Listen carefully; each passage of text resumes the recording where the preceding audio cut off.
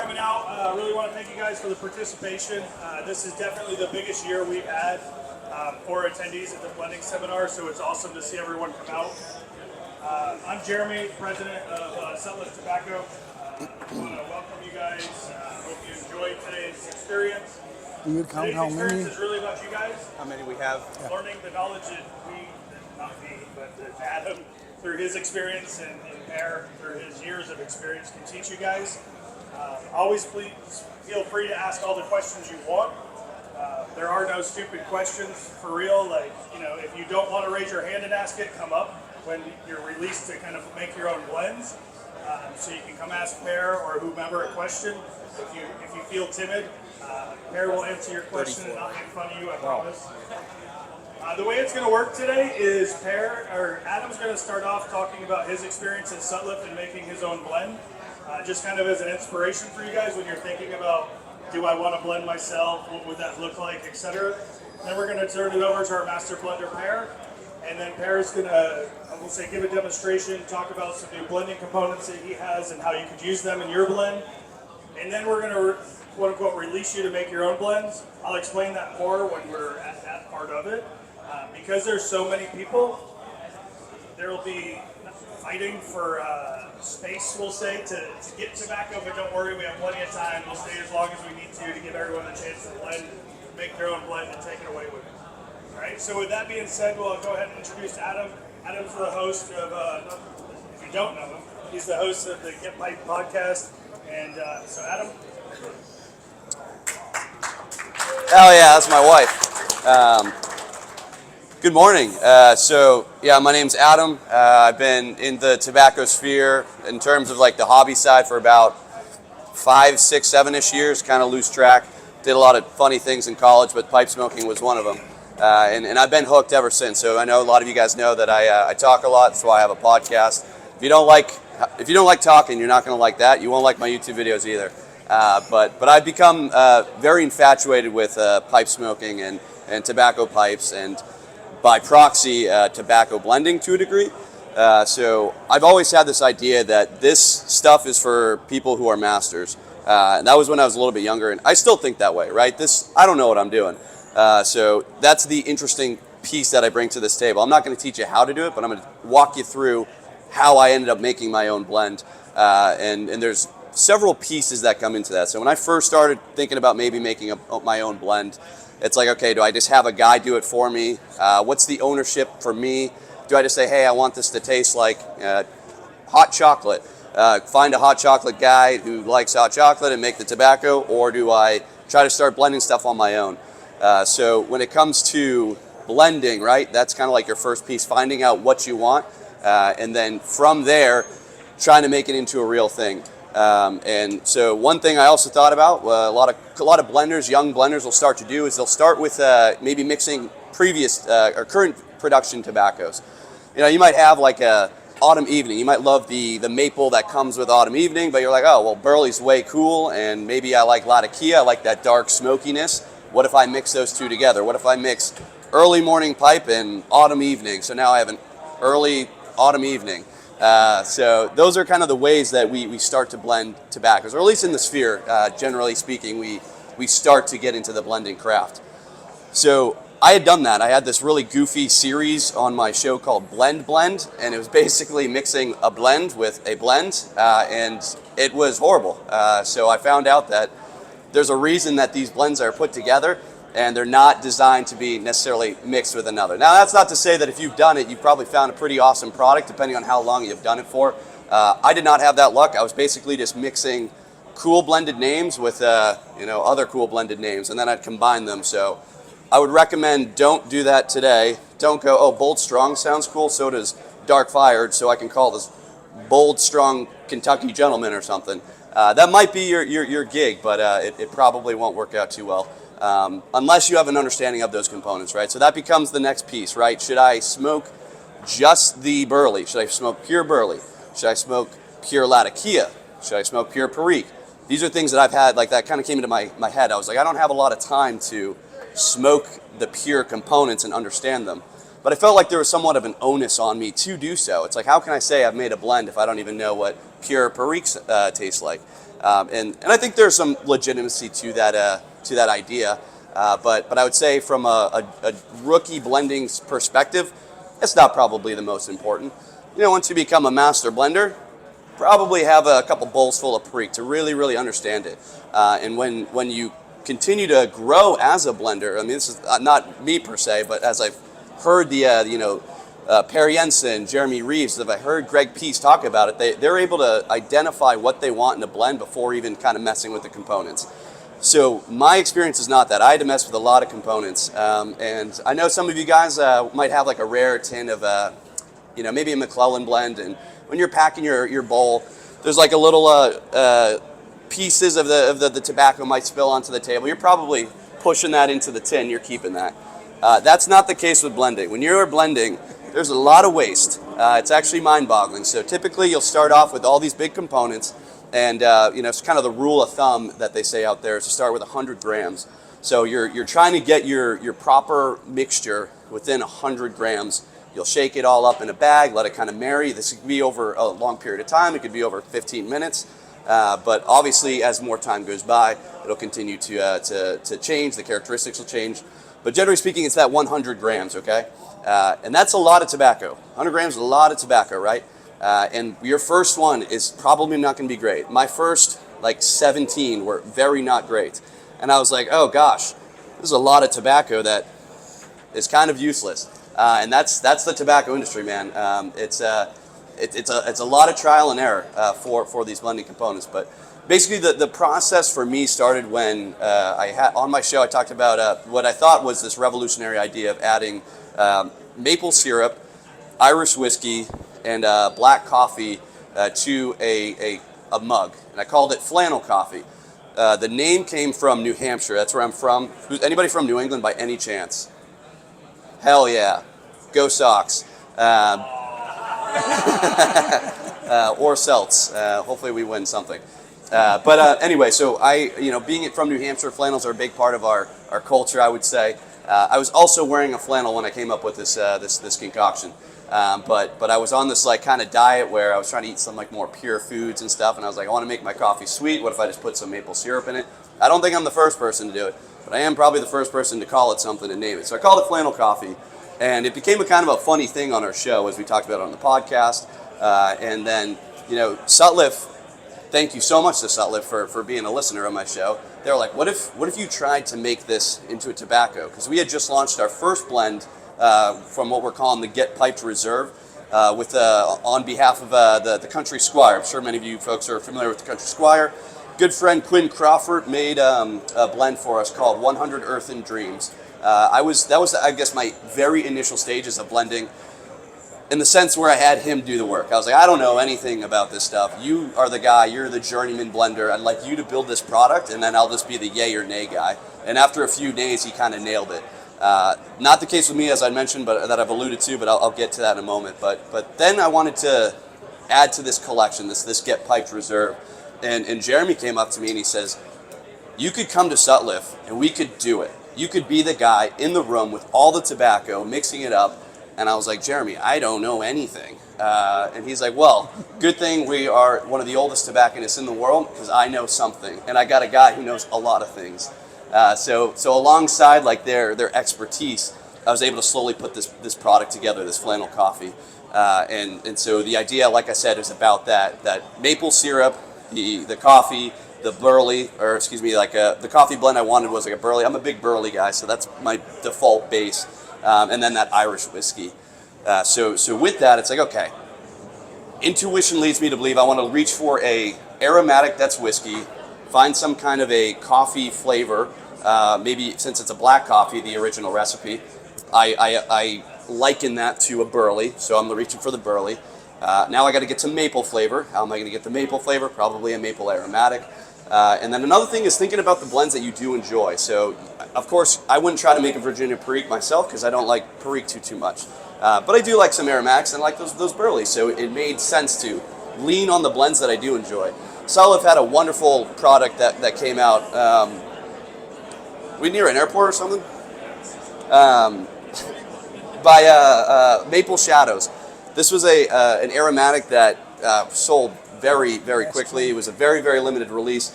There's going to be some at their table tomorrow, so you should totally get a can of it. Very, very beautiful tin, but it was basically an aromatic that was maple flavored, and it was not a autumn evening copy. Remember that. It's a very good tobacco. Autumn evening's great too, but I really love this blend, and I was like, this could be my starting point. How do I take autumn evening, or excuse me, Maple Shadows, which is significantly, in my own opinion, better product than Autumn Evening because it has the characteristics of tobacco, but that flavor, that high profile maple flavor. How do I start to pull that and put that into my own blend without just taking that product and adding Irish whiskey? And then funny enough, not 2 months later, 3 months later, after I've been thinking about all this, Blackthorn Shillelagh came out, another very limited release from Sutliff, which was for St. Patrick's Day, and that was an extremely Irish whiskey forward tobacco, which started to really put together in my head. I was like, okay, this is kind of like flannel coffee. You know, I just got to put the coffee blend in between to get this Irish whiskey, get this maple flavor, put them together. So intuition would lead me to think I should just mix those two and then ask them what those components are. But we didn't want to do that, right? I wanted to truly make this my own thing. But that's kind of where you start. So I had a vision. I had a general idea of what I wanted in terms of flavor.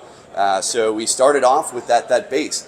There's many different bases that you can start with, right? I'm not going to try to teach you about it. I'm going to have Per do that in just a moment. But I wanted Burley. That's my favorite tobacco. So actually, it happened to be the Burley base that you can find from Per's new line of blending components. But that was my base. And then finding out the proportions is pretty much just darts at a dartboard, unless you're a master blender, right? So those guys, those general folks who've been in the sphere for so long blending, they're going to have a general idea of what they're going to be moving towards. I had no idea. Let's try 40 grams, 50 grams, 75 grams, and then we're trying to plug and play up to that 100 gram mark. I don't know what, you can always scale that back, right? Like it's numbers. So we have some scales here. So when you guys do it, just try to keep that figure in mind, whatever number you're working with, and just keep those ratios. You got to take notes of everything. So we had probably like 3 or 4 pages full of just different trials that we did. And it is a funny process. You put it all in, you blend it, and then you put it in a bag, you're mixing it, and you smoke like probably 3 to 4 puffs out of maybe a fresh pipe, or there's two approaches, like a fresh pipe, like a corn cob, maybe a clay. Those are the ones, right? We know that have the real intrinsic flavor of the tobacco. You're not getting too much from the bowl. Or the other option would be to smoke it in a bowl that you're very comfortable with. So, you know, I'm a big Peterson guy. Some of you guys know that. So I'd go to one of my pipes that I've smoked many, many bowls out of. Yeah, I'm going to get some other flavors from there, but I'm very comfortable with it.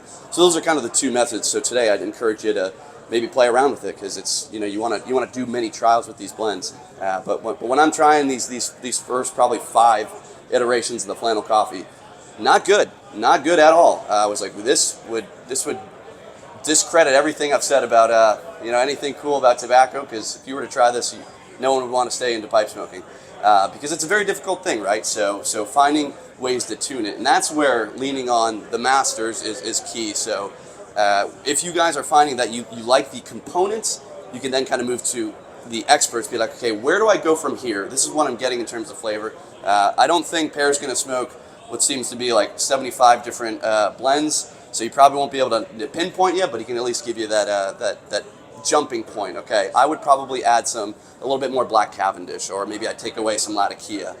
So essentially that was kind of this process. I'm just in this room, which was, thank you so much to Sutliff for hosting me. I had all these bins out of tobacco, and we're just continuously blending. I had Greg, writer for tobaccopipes.com, trying with me, giving me his feedback. And so that's another piece here. So it'd be very beneficial if you're really trying to nail a blend, is to maybe do it alongside someone. I think I had like 5 or 6 folks in the room smoking the blend that I made and giving me some feedback. Hey, we need to bump up the Burley. We got to pull back on the coffee. We got to pull back on that whiskey. Actually, maybe we pull back on the Irish whiskey, and then Jeremy says, let's just put real Tullamore Dew on top of it and let that blend together. Which you guys can try tomorrow when the show starts. We're going to have a flannel coffee out there. And that was something that I wouldn't have considered. I needed someone who was very experienced to kind of pinpoint me. I think we nailed it together. So it's fun. It's very intimidating and humbling as well. I didn't think I'd be good at it. Confirmed I wasn't until probably the 17th trial. I'm not ready to now blend another English mixture or something, so it's going to be a while before I do it. But you do see how much tobacco you have to go through, how much you have to blend and mix up. And it is scary how much you're throwing away. Essentially because it's like, wow, this just didn't work. But that's kind of part of the game, and it's actually a fun process. And I would encourage you also to keep like your notes. Like I said, I think I have like 17 iterations of blends that are no more, that will never be, should never be. But that last one when we nailed it was very, very satisfying. So I'm gonna ping some questions off of Per here. So my question for Per directly would be like, what's that? What I said was I decided I wanted this flavor. Do you chase the flavor, or is there like a general standard that you want to start with? Is that talking about, okay, we want to start with the Burley? Do we want to start with the Virginia? Or is this one of those things where Per's had so much experience that he just knows exactly what he needs to go for? That was something that Jeremy brought up to me. He's like, okay, Per would probably say add some of this, or this, these three things. These are like kind of three constants in like the blending world that he's learned for his own expertise that adds to the blends or whatnot. But my question would be, where do you start? Where's the real answer to starting? Was your first blend when you were blending 17, 20 blends before they were really good, or did you have a more intuitive start to your blending? You want me to answer that?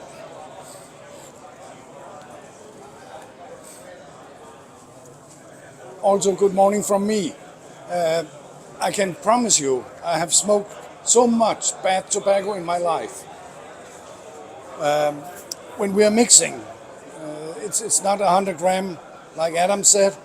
We are more in the 50 kilo for a batch. And then you have to think about, then we fill it into the pipe, we have an idea what should it taste like, and it doesn't taste anything like that. I smoked so much bad tobacco in my life that I can't even remember all of them, thank God. When we blended at McBaron, it was at least 50 kilo at a time. And think about when we got into the sensoric panel and we presented it, and it was thumb down. That was 50 kilo of tobacco for the waistband. And that is blending. There is only one way to go around with blending, and that is trial and error. There's nothing in between. I can have a beautiful idea. I want to make a tobacco with a smoky note, a little bit more body, and so on. And then I start. And I'll find out I ended up a completely wrong place. Then you start adjusting. And just to, when you start blending today, please make notes. We have pens and paper here, because the worst thing that can happen, that is when you say, wow, that is it. And then you can't remember what you did. That's too bad. So write it on a piece of paper. Thanks, Ben. Yeah, on that last note with the writing, like I said, I had 3 full pages worth of notes. And then I would say, if you really are, like, this is going to be a process that continues. If you are genuinely interested in making your own true blend, I would encourage you to have someone else try those. So when we finally nailed it, you're gonna find that what I found was I was very, very hypercritical of these blends. Whereas like when I open up a new tin from Sutliff, generally I'm like, oh yeah, that's cool, this is great, But when it's coming from your own, this ain't too good. Maybe it should be more this. Maybe it should be more this. It's called flannel coffee. I want someone to think about coffee. If they're not thinking that, we're missing the mark. So Jeremy is like, you're in too deep. 17 blends. You don't even have a tongue anymore. We're run out of corn cobs. To be completely honest, you need to stop. How about this? I'm going to mix up some of the highlights that you had mentioned, because I would basically highlight the ones that I think were in the right direction. And he's like, I'm going to mix these up. Not together, but I'll label the tins like 1 through 4, 1 through 6, or whatever. You're going to take a break, you're going to take a day, take a 2-day, whatever it is, and then he would send me them. And I wouldn't know which one was corresponding to the blends that I had crafted. And then I was like, whoa, this one's pretty good. What was I thinking there? That was one of my tops. That one's now my least favorite. And then you find that one that's like, okay, this is what I want to work with. And that's where we got with Flannel Coffee.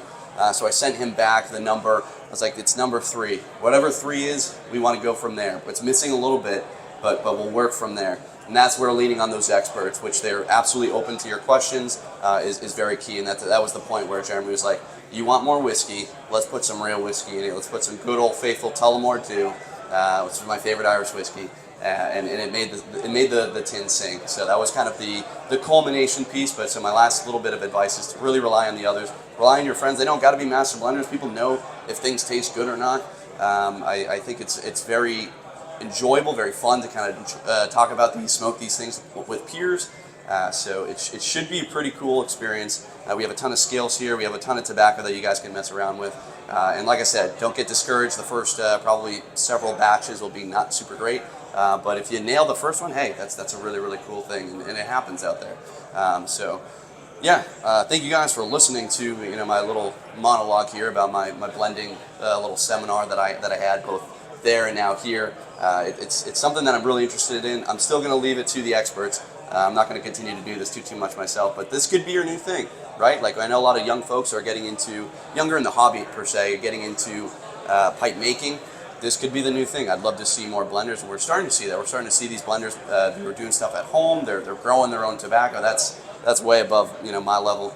But that's what we're seeing, and I would encourage you to get in there, have some fun with it, and then trial and error. Don't get discouraged. Just have some fun. So, thank you guys.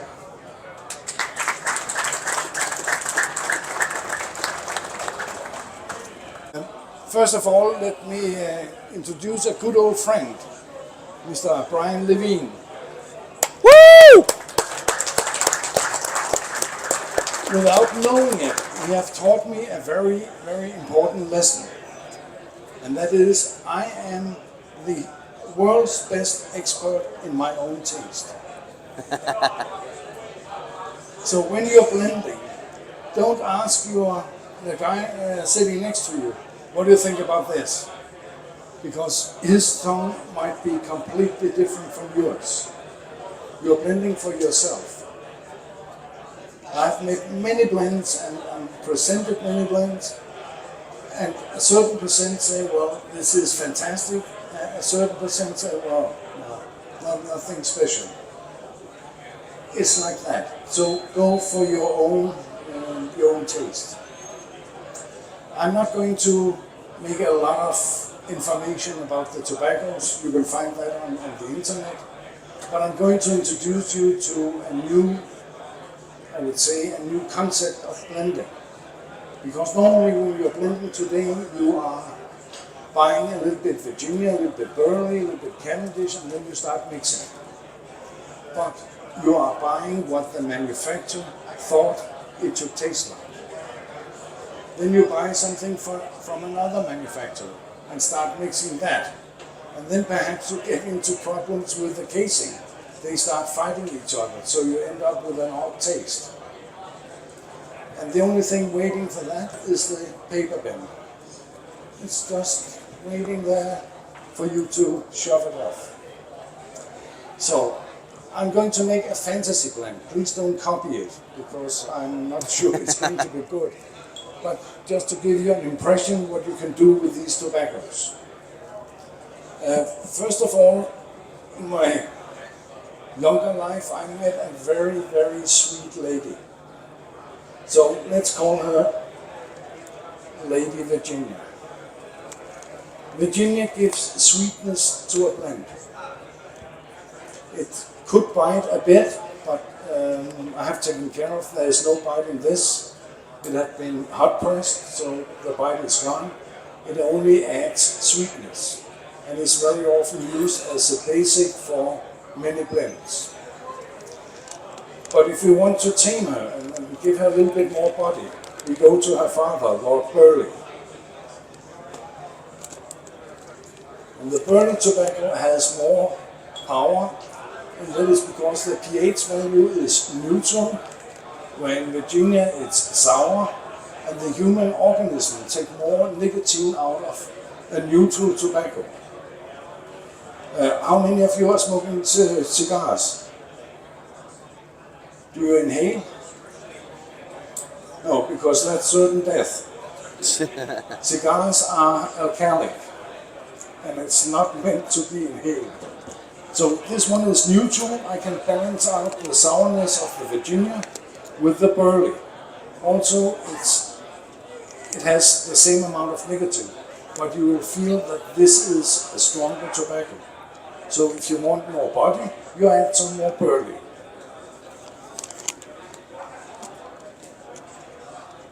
Then we have our redneck here, Dark Fire Kentucky. It is also a burley. It has been chopped off when it grows, so it only leaves about between 14 and 16 leaves. And nicotine is produced in the roots, and it only got fewer leaves to distribute all the nicotine. So the nicotine content in Dark Fire Kentucky is also higher. It's pH 7, meaning neutral, so you get a lot of nicotine out of Dark Fire Kentucky. After harvesting, it's smoked, so if you want a little bit smoky note, you can add some Dark Fire Kentucky. So strength and smoky notes. And then we have Mr. Beast here, bold and strong. Here I have gone from my experience with the HH Rustica. So you'll find Rustica in this blend. We have some burley and we have some air-cured Virginia. Air-cured Virginia is not normal to use. It's a thin leaf, it burns very good, but it's neutral in pH value. So all tobaccos in here adds to the strength. This is filling your stomach before you smoke it. So if you want to make a blend stronger, you can use this, or you can use burley or Dark Fire Kentucky. And then of course you have possibilities to buy Perique, you can buy Latakia, and you can start mixing that in. My suggestion is when you start with these four, and you have mixed something where you say, well, it's not bad. Before you start adding Latakia or Perique or aromatics, please smoke it and make notes how it is. So if it doesn't work when you add Latakia, remove the Latakia. And then you have to compose the blend in a complete other way.